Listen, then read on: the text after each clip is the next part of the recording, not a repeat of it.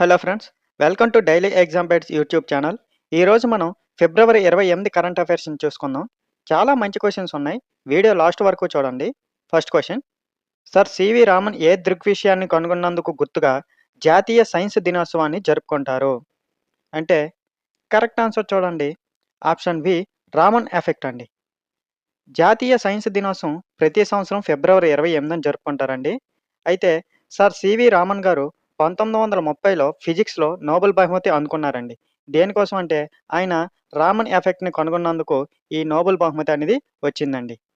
అలాగే ఈ సంవత్సరం థీమ్ ఏంటంటే సైన్స్ డేకి women in science catalysing Viksit Bharat అండి. సో, ఒకసారి కీ పాయింట్స్ చూసుకుంటే, సర్ సివి రామన్ గారు ఏ దృగ్విషయాన్ని కనుగొన్నందుకు గుర్తుగా జాతీయ సైన్స్ దినోత్సవాన్ని జరుపుకుంటారు? అంటే కరెక్ట్ ఆన్సర్ రామన్ ఎఫెక్ట్ అండి. అలాగే జాతీయ సైన్స్ దినోత్సవం ఎప్పుడు జరుపుకుంటారండి? ప్రతి సంవత్సరం ఫిబ్రవరి 28న జరుపుకుంటామండి. ఈ సర్ సివి రామన్ గారికి ఈ రామన్ ఎఫెక్ట్ కనుగొన్నందుకు 1930లో ఫిజిక్స్‌లో నోబెల్ బహుమతి అందుకున్నారండి. సో, ఇది కూడా గుర్తుంచుకోవాలి. అలాగే ఈ సంవత్సరం థీమ్ ఏంటంటే women in science catalysing Viksit Bharat అండి. ఓకే. అన్ని కీ పాయింట్స్ గుర్తుంచుకోవాలి. నెక్స్ట్ క్వెషన్, 2026లో తొలి రంజీ ట్రోఫీ టైటిల్‌ను గెలుచుకున్న జట్టు ఏది? అంటే కరెక్ట్ ఆన్సర్ చూడండి. Option C, Jammu and Kashmir అండి. కర్ణాటక క్రికెట్ జట్టును హుబ్లీలోని కేఎస్‌సిఏ స్టేడియంలో ఓడించిందండి. రంజీ ట్రోఫీ 1934లో ప్రారంభమైందండి. పారస్ టోగా రంజీ ట్రోఫీలో 10,000 కంటే ఎక్కువ పరుగులు చేసిన రెండో ఆటగాడండి. మొదటి ఆటగాడైతే వసీం జాఫర్ అండి. గుర్తుంచుకోవాలి ఈ కీ పాయింట్స్ అన్నీ.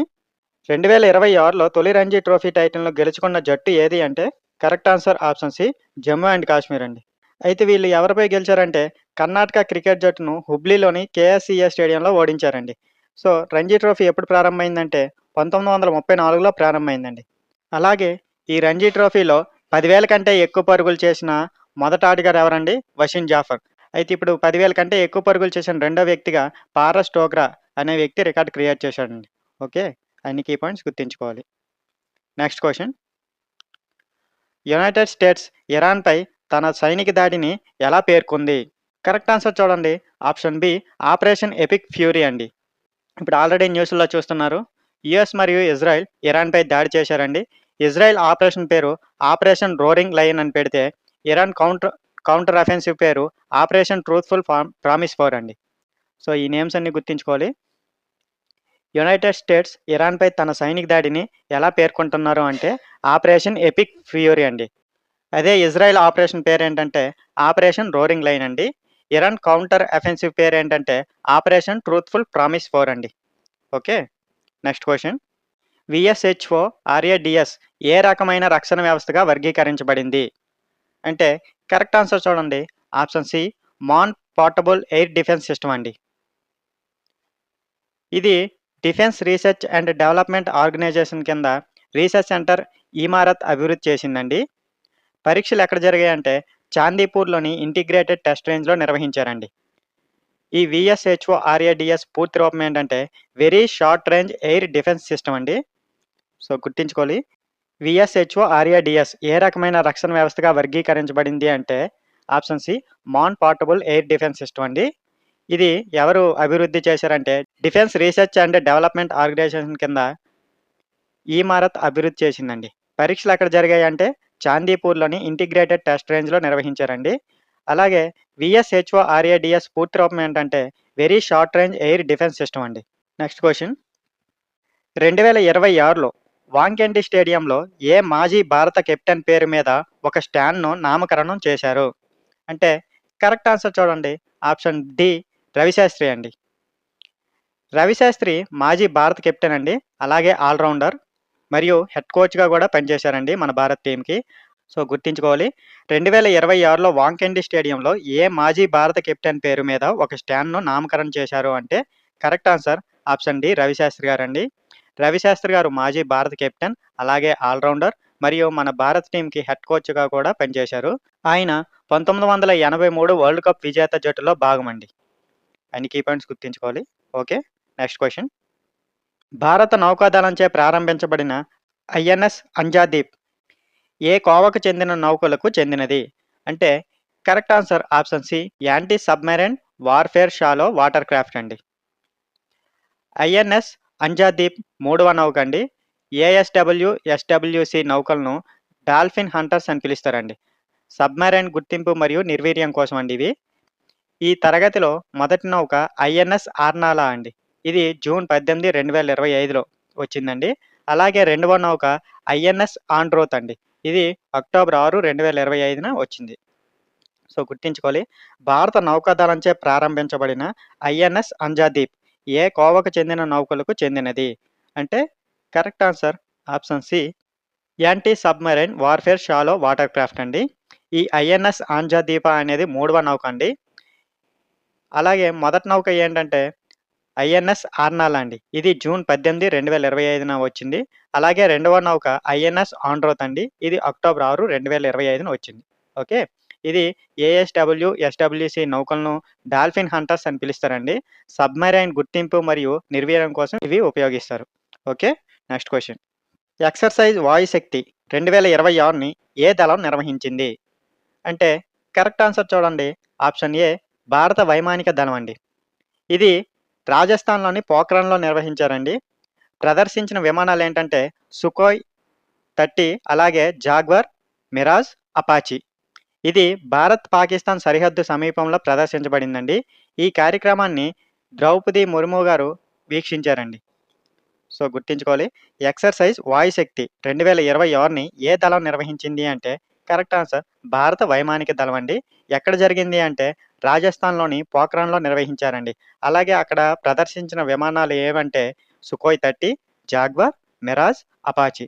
అలాగే ఇది ఎక్కడ భారత్ పాకిస్తాన్ సరిహద్దు సమీపంలో ప్రదర్శించబడిందండి. ఈ కార్యక్రమాన్ని రాష్ట్రపతి ద్రౌపది ముర్ము గారు వీక్షించారండి. ఓకే.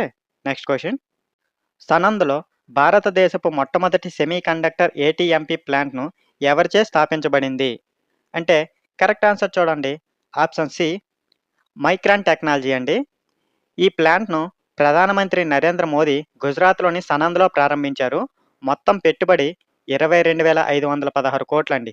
ఏటీఎంపీ పూర్తి రూపం ఏంటంటే assembly, testing, marking and packaging అండి. ఉత్పత్తులు ఏంటంటే డిఆర్ఏఎం, ఎన్ఏఎన్డి ఫ్లాష్ మెమరీలు, అలాగే ఎస్ఎస్టీలు. సో అన్ని కీ పాయింట్స్ గుర్తుంచుకోవాలండి. సనంద్లో భారతదేశపు మొట్టమొదటి సెమీ కండక్టర్ ఏటీఎంపీ ప్లాంట్ను ఎవరిచే స్థాపించబడింది అంటే correct answer option C Micron technology అండి. ఇది ఎవరు ప్రారంభించారు అంటే ప్రధానమంత్రి నరేంద్ర మోదీ గారు. ఎక్కడ అంటే గుజరాత్లోని సనంద్లో ప్రారంభించారు. మొత్తం పెట్టుబడి ఎంత అంటే 22,516 కోట్లు. అలాగే ఈ ఏటీఎంపీ పూర్తి రూపం తెలుసుకుంటే assembly, testing, marking and packaging అండి. ఉత్పత్తులు ఏమంటే ఇక్కడ డిఆర్ఏఎం, ఎన్ఏఎన్డి ఫ్లాష్ మెమరీలు, అలాగే ఎస్ఎస్టీలు. Next question. డిబ్రూగర్ వద్ద ఏ నదిపై 3 ప్రధాన అంతర్గత జలమార్గాల ప్రాజెక్టులు ఇటీవల ప్రారంభించబడ్డాయి అంటే కరెక్ట్ ఆన్సర్ చూడండి. ఆప్షన్ బి బ్రహ్మపుత్ర నదిపై అండి. ఈ బ్రహ్మపుత్రను నేషనల్ వాటర్వే 2గా గుర్తించారండి. ఈ ప్రాజెక్టులు ఉత్తర తూర్పు ప్రాంతంలో కార్గో రవాణా, వాణిజ్యం మరియు లాజిస్టిక్స్ సామర్థ్యాన్ని పెంచుతాయండి. సో గుర్తుంచుకోవాలి. డిబ్రూగర్ వద్ద ఏ నదిపై 3 ప్రధాన అంతర్గత జలమార్గాల ప్రాజెక్టులు ఇటీవల ప్రారంభించబడ్డాయి అంటే correct answer option B Brahmaputra నది అండి. ఈ బ్రహ్మపుత్ర నదిని నేషనల్ వాటర్వే 2గా గుర్తించారు. ఈ ప్రాజెక్టులు ఉత్తర తూర్పు ప్రాంతంలో కార్గో రవాణా, వాణిజ్యం మరియు లాజిస్టిక్స్ సామర్థ్యాన్ని పెంచుతాయండి. ఓకే. Next question. 88 ఏళ్ల వయసులో కన్నుమూసిన ఉమెన్ ఏ రంగానికి సంబంధించిన వారు అంటే కరెక్ట్ ఆన్సర్ చూడండి.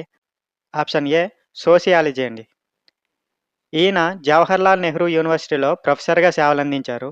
ఈయన ఇంటర్నేషనల్ సోషియాలజీ అసోసియేషన్ మాజీ అధ్యక్షుడండి. ఈయనకు 2008లో పద్మభూషణ్ పురస్కారం లభించిందండి. సో గుర్తుంచుకోవాలి. 88 ఏళ్ల వయసులో కన్నుమూసిన ఉమెన్ ఏ రంగానికి సంబంధించిన వారు అంటే correct answer option A sociology అండి. అలాగే ఈయన జవహర్లాల్ నెహ్రూ యూనివర్సిటీలో ప్రొఫెసర్ కూడా సేవలందించారు. ఈయనకు 2008లో పద్మభూషణ్ పురస్కారం కూడా లభించింది. ఓకే. Next question. విక్కోశాట్-1 అనేది ఏ రాష్ట్ర విద్యార్థులు అభివృద్ధి చేసిన చిన్న ఉపగ్రహం అంటే కరెక్ట్ ఆన్సర్ చూడండి. ఆప్షన్ ఏ తమిళనాడు అండి. ఇది అరియాకుడి గవర్నమెంట్ హయ్యర్ సెకండరీ స్కూల్ 11వ తరగతి విద్యార్థులు అభివృద్ధి చేశారండి. ఈ ఉపగ్రహం స్ట్రాటోస్ఫియర్లో ఫంగల్ స్పోర్స్ను గుర్తించడానికి 5 ప్రత్యేక సెన్సర్లను ఉపయోగిస్తుందండి. ఇది స్ట్రాటోస్ఫియర్లో 22 కిలోమీటర్లు ఎత్తుకు చేరుకుందండి. ఇది 2వ వాయుమండల పొర అండి, మీకు తెలుసు. కీ పాయింట్స్ చూసుకుంటే వికోసాట్-1 అనేది ఏ రాష్ట్ర విద్యార్థులు అభివృద్ధి చేసిన చిన్న ఉపగ్రహం అంటే తమిళనాడు అండి. ఇది అరియాకుడి గవర్నమెంట్ హయ్యర్ సెకండరీ స్కూల్ 11వ తరగతి విద్యార్థులు అభివృద్ధి చేశారు. ఈ ఉపగ్రహం స్ట్రాటోస్ఫియర్లోని ఫంగల్ స్పోర్స్ గుర్తించడానికి 5 ప్రత్యేక సెన్సర్లను ఉపయోగిస్తుంది. ఇది స్ట్రాటోస్ఫియర్లో 22 కిలోమీటర్ల ఎత్తుకు చేరుకుంటుంది.